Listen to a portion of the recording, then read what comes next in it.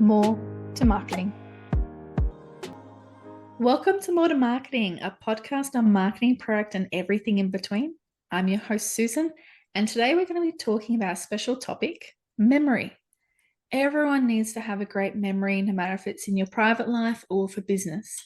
So I thought memory would be a really interesting topic to delve into with my very special guest today, Venkat. Venkat has been working in the corporate landscape with some of the most amazing brands you can think of in Australia. However, he decided to explore his passion while helping others. As part of this, he's become a practitioner of memory mastery, and Venkat has been helping people relieve their anxiety along this journey. Welcome, Venkat. Thanks, Susan. It's an absolute pleasure to be here. Now, I'm so excited to have you here, particularly this topic, because I definitely need help in memory. But tell us a bit more about yourself and your experience. Okay. I've had a very diverse career. So when I started my career, it was as a fashion designer, and that was back home in India. And I did a little bit of globe-trotting, sourcing fashion products for various organizations across India, China, Sri Lanka, and the Southeast Asia, and importing it back into Australia, New Zealand. And during the 2000s, the supply chain shrank, and I was getting redundant every 2 years because the organizations didn't need me anymore after I had set up the supply chain. So I decided it's time to change my career. So I did my MBA and moved across to strategy and consulting.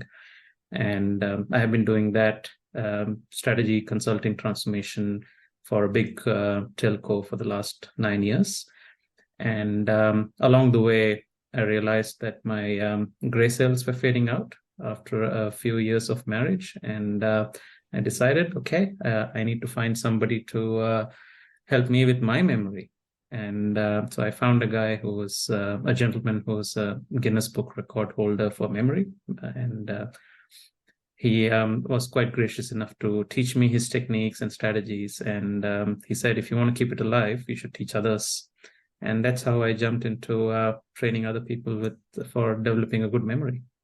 I love this. I love that it was something you struggled with and recognized, and that you found the best of the best mentors and now want to share it with others. I think that's absolutely beautiful. Thank you. So, what is so important about memory?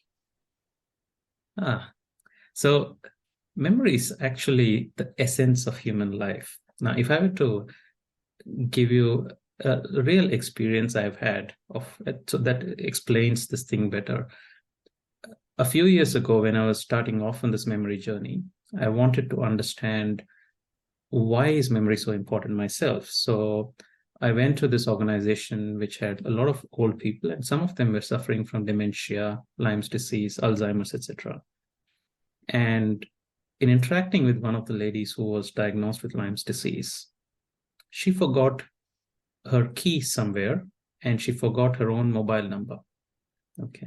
She wanted to give it to me so that I could help her with developing some techniques to keep her memory alive.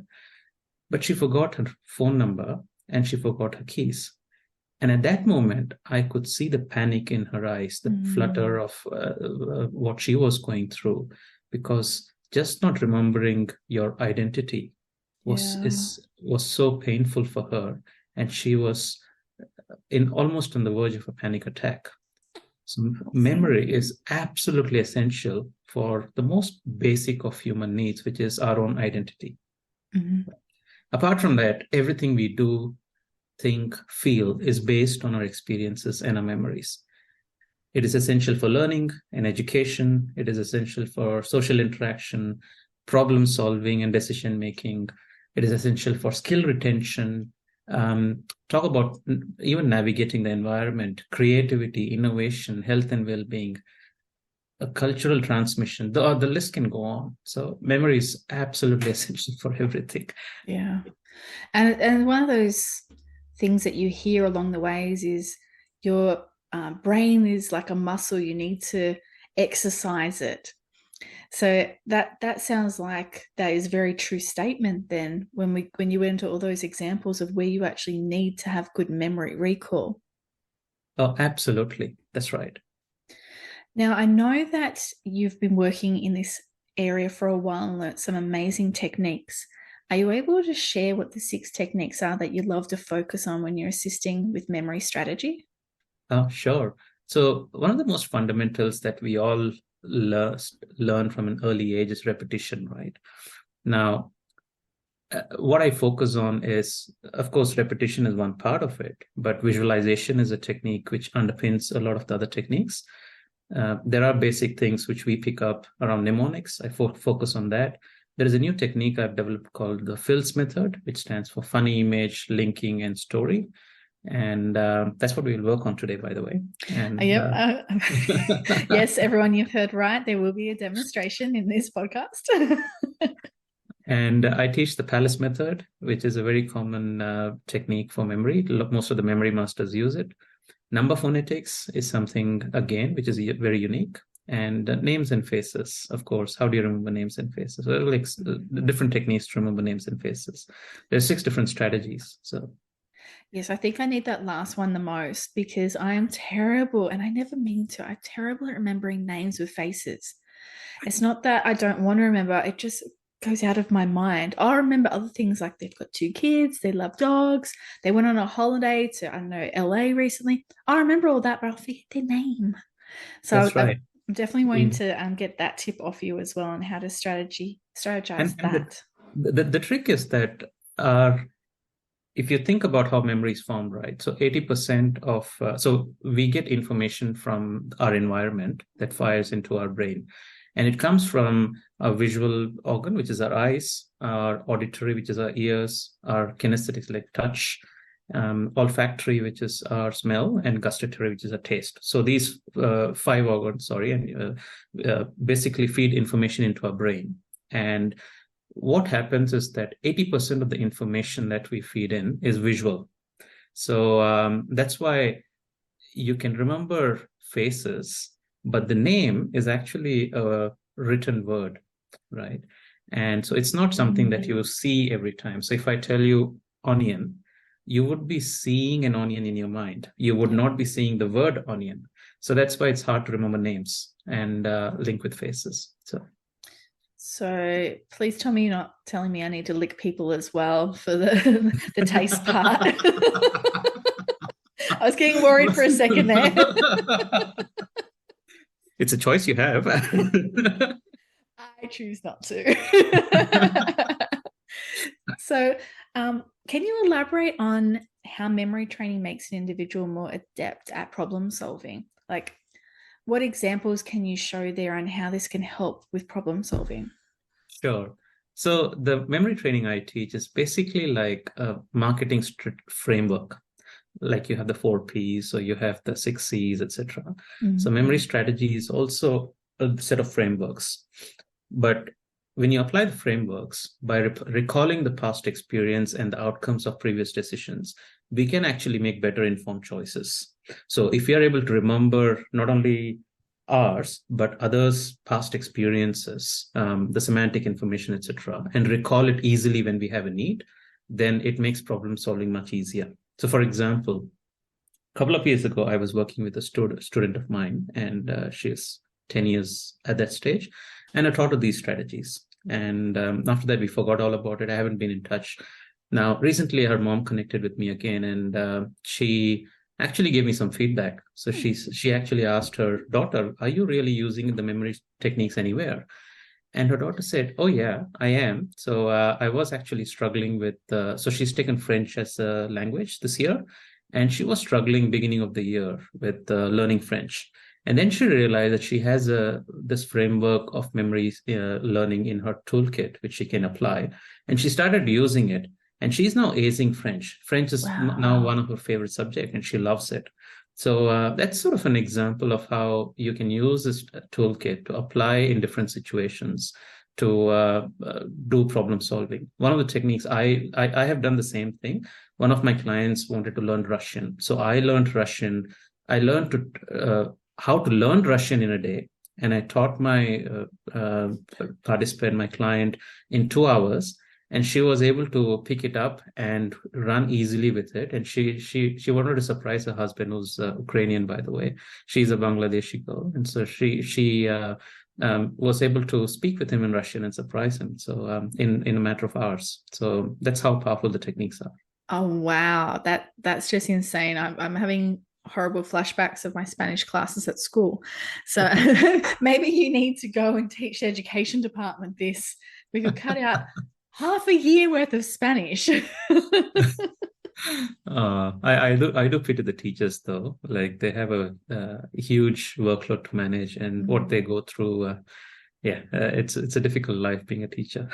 And you'd think that a skill like that you've got demonstrated student and now applying it and excelling in a subject, that would be maybe something that teachers or the education system would look at helping, giving these kind of tools to help the students feel more comfortable, less anxious, and actually feeling like they're achieving something as well.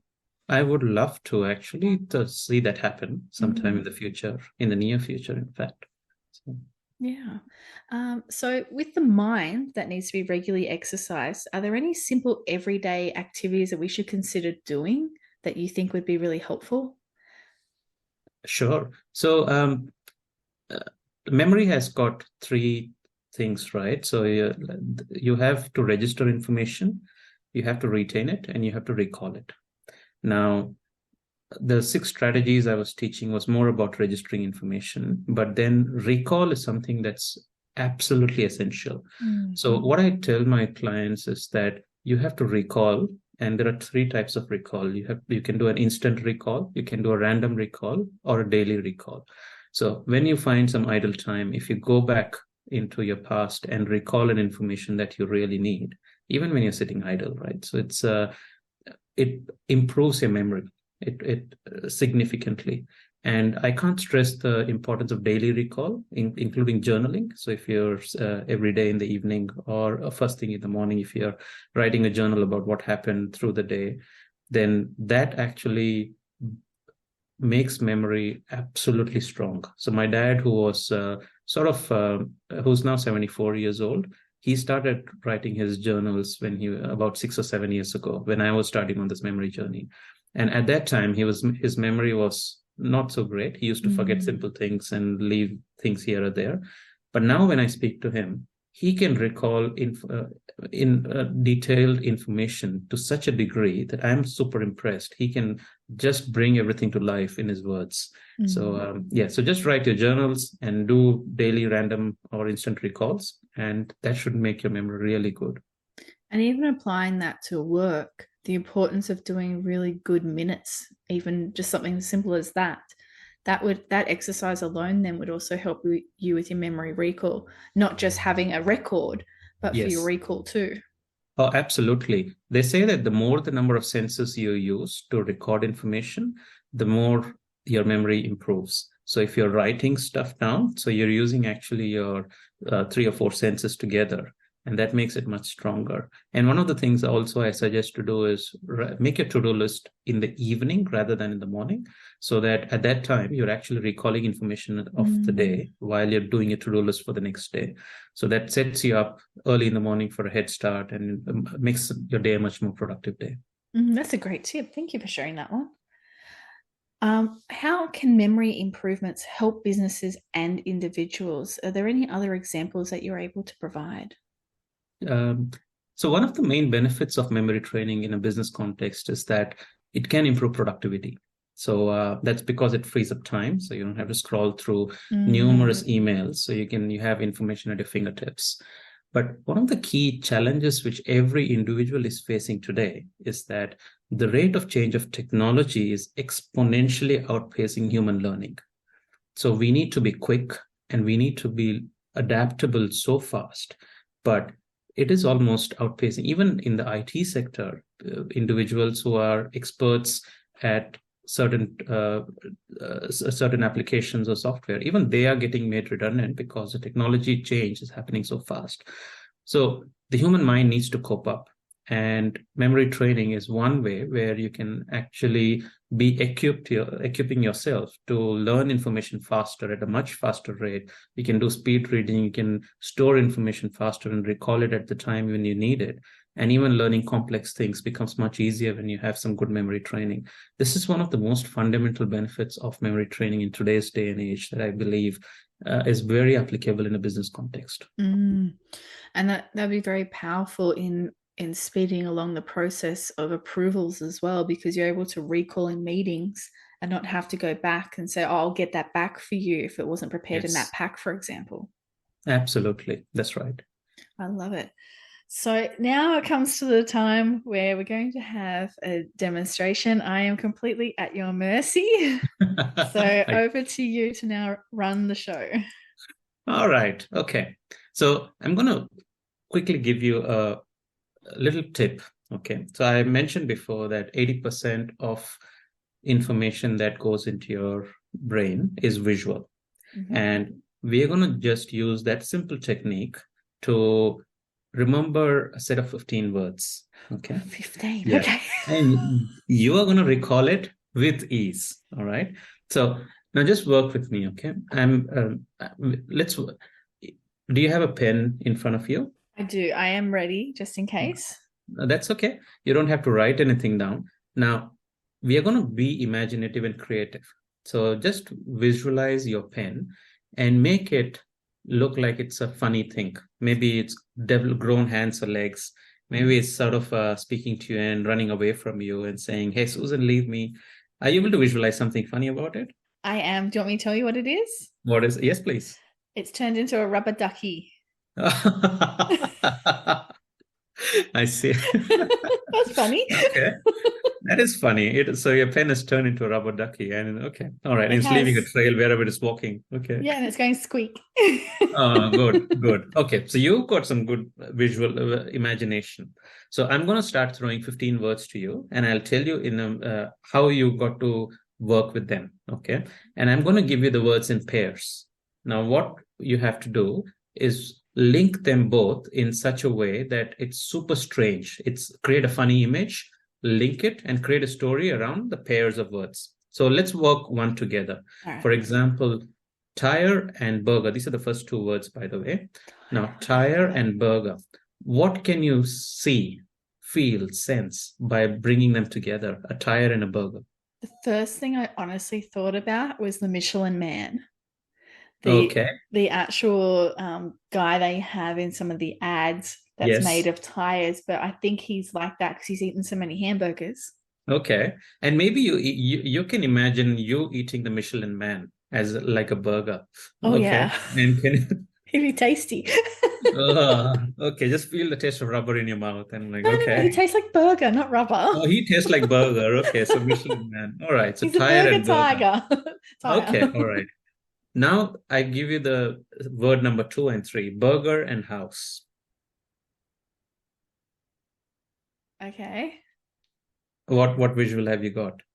Well, I didn't go funny, but I went McDonald's. It was the first thing that came to my mind. Okay, maybe make it more funny. And maybe you can link your Michelin Man again here. Burger house. Maybe he's trying to come into your house, and maybe he's too big. And he's too big to get in their house, like Alice in Wonderland. He's sticking out of it. Okay, that's good. So his hands and everything is sticking out of your house. He's stuck in your house. Okay. House and rocket. House and rocket. Well, the first thing I thought of, which was really funny because I've got young children, is the Michelin Man's inside the house, he farts and it rockets up. You said funny. I have 2-year-olds. Okay. No, here's the trick. Let's forget the Michelin Man. We're just working with a house and a rocket. I know, but it's all like the tire, the burger, the house. Maybe your house is farting and it's flying away. Okay. I've got the connection happening here. So okay, you got a connection. That's fine. Let's roll with it. Okay. Now rocket and tongue. The next ones. Tongue. Yes, the tongue. Yeah. It's in tongue. Oh, so rocket, tongue. Forget the previous story. You just look at rocket and tongue. How do I make that funny? Oh, maybe you have eaten something very spicy, and it's like a rocket shooting out of your mouth. You're like that's definitely because unfortunately I can't take chili. So yes, that would be very true. I'd be running for water, so I'd be rocketing away, going to my tongue. So I'm fanning my tongue funnily right now. Okay. You're So having you're fun watching my visuals, aren't you? Sorry for everyone who cannot watch this video. okay. All right. I think you've got a pretty good experience of what's happening between rocket and tongue. Yep. Let's just visualize it, crystallize that image in your mouth, in your mind, sorry, not in your Well, mouth. it is my mouth because it's on fire. It's rocketed off to my tongue. Yep. It's rocketed off. Okay. Then tongue and strawberry. Tongue and strawberry. Something funny. That's the problem. I'm too serious. I've just worked out I'm very serious. I need more fun in my life. I'm picturing myself, my tongue chasing after a strawberry. Your Uh, tongue chasing after a strawberry yep, after being on fire. Okay. exactly. Because it wants a yummy taste because it loves strawberry. Okay. And imagine that there's a giant striped strawberry that maybe has come in front of you and you're Yep. starting to lick it. Yeah, So, exactly. It's happy. It's no longer on fire. okay, great. Strawberry cooling you down, your tongue down. Okay. It is. Strawberry and cow. Strawberry and cow. Well, that would be that I really need to quench my thirst when I go Yes. back. That it's been hot and spicy, my poor tongue. The strawberry's not cutting it out, so I need the milk. So, Okay. and that comes from the cow. So you found a cow and you're directly pumping milk into your mouth. Exactly. But you need to link strawberry and cow. How will you link that? Strawberry and cow. I ate cow. Um, you didn't want to hear that, maybe. I'm just like, maybe I have to now run away from the cow because it's trying to eat the strawberry. Or maybe you can imagine the big strawberry has actually developed horns and legs, Turned and into the cow, and now I'm it's even turned more into cow. quenched. Yep. Yeah. Okay. And you cannot directly take out strawberry milkshake out of it. No, but the cow tastes like strawberry. Okay, you got a visual, something happening in your brain. That's good. It's Cow pink. and it is big, pink and big. Cow and astronaut. Oh, astronaut, the cow. Cow and an astronaut. I don't know that one. I don't know how I can connect them two. They're so strange and different. Maybe you can visualize a cow wearing an astronaut suit. Yeah, that's what I was saying. The only thing I could think of was he becomes a comical cow Yeah, wearing an astronaut suit and he's now floating in space. good. I think that's a good visual. So when you Yeah. look at the astronaut suit, you see two horns sticking out. It's great. Exactly. His like face is really smushed in the glass. Yes. Okay. It's a Okay. Jersey Nice. cow, by the way. Yep. Very particular. A New Zealand Jersey cow. Okay. Astronaut and Shrek. Astronaut and Shrek. Well, Shrek eats anything. Um, It looks the like you're very astronaut hungry. falls into Shrek's movie. So he falls onto Shrek. Okay. Okay. And onto the theater where Shrek's movie is going on, it sort of collapses. Yep, And he the theater lands on top of collapses. him. So he's on top of Shrek. On top of Shrek. Ah, Yep. nice. That's the first time anybody's given that visual. Nice. Okay. Okay. Shrek and hoodie. And what? Hoodie. A hoodie. Oh, well, Shrek puts on the hoodie and Okay. covers his face because now Okay. he's ashamed he's had an astronaut land on top of him. And the hoodie, does it fit him or is it too big or Oh, no, small? it fits. It's a giant, It's a giant giant hoodie. hoodie. And Okay. it covers like half of his face. Okay. Ashamed Shrek wearing the hoodie. Now, hoodie Exactly. and tea. And tea. Yes. Oh, hoodie. So he wants a cup of tea, but he can't have it. But the hoodie to turn into a Just cup look of at the tea. hoodie. Yeah. Hoodie. Can I dunk the hoodie in the tea? Yeah. That's a good one. I think Maybe that's what it's I would shaped like a do. tea bag. Yeah. Yeah, I'm thinking I might put a sleeve because it's giant. The sleeve Okay. goes into the tea, so it turns into tea. Okay. Good. All right. Tea and mobile. Tea and mobile. As in mobile phone? Yes. Yes. Um, oh, well, tea pours out and morphs into a mobile. Ah, interesting. Okay. So I So the pour it tea. out and then just miraculously, just like the Terminator, the liquid Terminator, Then you pour Wow, it out that's and some imagination. it turns Okay. into a phone Okay. Wow. or a All right. mobile. A mobile. All right. Mobile and danger. Mobile in danger.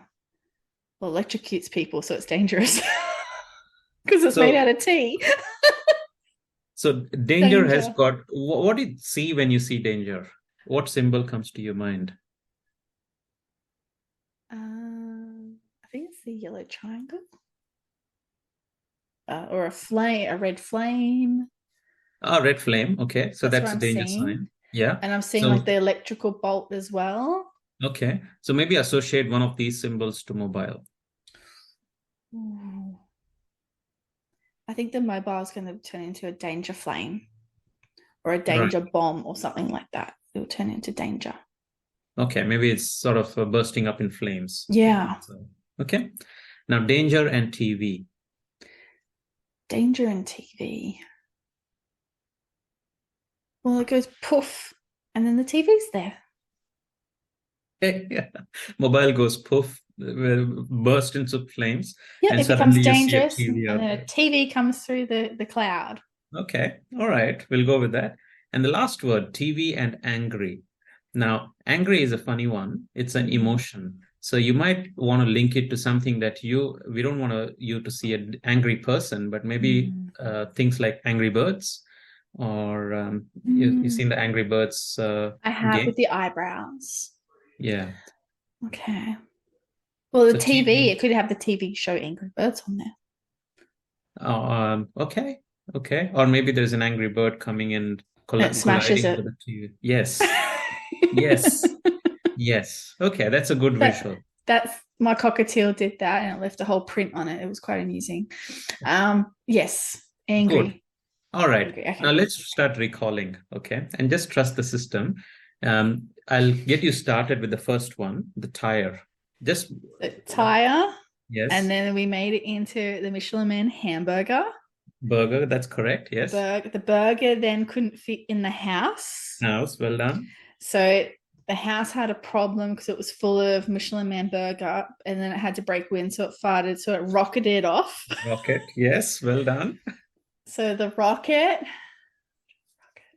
rocket. The rocket turned into.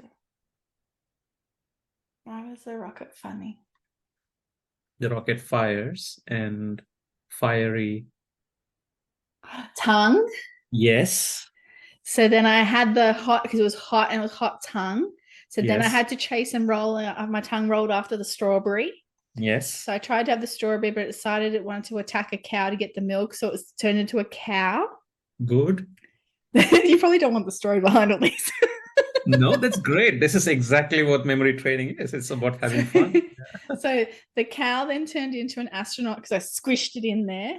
It was Yes. floating around, decided to fall down on top of Shrek. Yes. Shrek was so embarrassed, he put on a hoodie. Yeah. The hoodie looked like it really needed to get some flavor, so it dunked it into tea. Yeah. The tea then decided it would roll off and pour out and morph into a mobile. Well done. The mobile then, now, the mobile, was that the fire? Well, the mobile turned into danger because I Danger. have fire and that's Yes. danger. Yes. And then the danger went poof and a Yes. TV appeared. Yes. And then the angry bird came and smashed it up because it was angry. Well done. Well done. How cool was that? that was good fun. I only stumbled, I think, twice. Well done. That's impressive. Now, you want to try something else. We want to do it backwards. Okay. Yeah. All right. Are you ready? Yes. Okay. So there's the Angry Bird TV or angry Yeah. TV, danger, Yes. mobile, Yeah. tea, Mm-hmm. hoodie, Shrek, astronaut, Mm-hmm. shoved in that cow, Mm-hmm. strawberry, tongue, rocket. Yes. You're watching my hands move as I'm doing this because I've got my storyboard in my head. Rocket, house. I shoved in the Michelin Man, which was actually a hamburger. It was a burger. And then the very first one was tire. Yay! Well done. That was fun. Thank you. It's simple. This is the Phil's method. It's like funny image, link, and story. So Yeah. you just take two words at a time, link them together.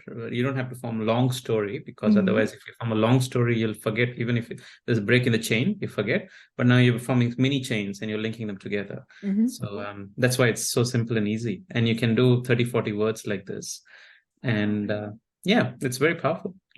Oh, fantastic. Thank you so much for sharing that. I had good fun with that. Hopefully, it wasn't too frustrating for everyone else to hear me trying to think there. But yeah, well, one, I've learned one.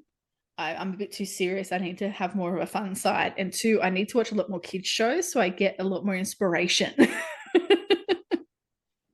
No, you're fantastic. You're fantastic. This is Oh, cool. That's why I love memory training. Even my website is called braintree.fun. mhm. So just because people have fun learning Yep. memory techniques. So, Oh, fantastic. I'm definitely going to be trying that one out on different things. I have my final question for you. okay. What brand, if you could be any brand in the world, including a cow shoved into an astronaut, I don't know what that brand's called though, would you best represent you and why? So one brand that resonates very strongly with me is the Isha brand. And Isha is run by Sadhguru in South India. And he's world famous and he runs these yoga sessions, etc. But what inspires me about the brand itself is about continuous learning, teaching, and leaving a social impact. Because Mm. what I do is sort of a social enterprise. So even though I earn money out of this business, I also help people who can't pay, and I don't charge them anything, and also help with my psychotherapy and help them make their lives better. So that's what That's resonates lovely. very strongly with me. So yeah, Isha it is. Oh, lovely. I love that one. Thank you for sharing that insight into you as well. Now, before we jump off for today, is there any other final insight or thought you'd like to share with us on memory? I think one of the key essentials is try and make some time in your life, even half an hour or 1 hour, to do nothing. And in that space, recall what you did during the day or just have fun in your own mind by just doing nothing. It's okay to be bored and not be addicted to the phone. And during that time, you can just be finding peace in your own mind and let your mind run wild, and you'll see amazing improvement in a few days. So that's my final tip. And thank you so much for having me here. It has been absolutely fantastic working with you, Susan. Oh, thank you. Thank you so much. You've taught us so much as well, not only about the importance of memory for everyday life, but also for business. There's 6 techniques already that we can use as part of our strategy, and we can come to you for help on that. But more importantly, diarising, bringing a journal or even minutes can help us every day just in doing those tasks to help us recall, which is very important. And one of my big tips I got out of this is do your to-do list the day before so you're nice and fresh the next day because you've already done all your thinking and recalling the night before. So thank you again so much, Venkat. This has been amazing. Thank you for not embarrassing me too much in the demonstration. I don't think No, I'm going to get you those pictures out of my head for a while, which is awesome. That's the purpose. Um, but for everyone else, don't forget to subscribe to More to Marketing to hear some more fantastic podcasts with guests like today. More to Marketing.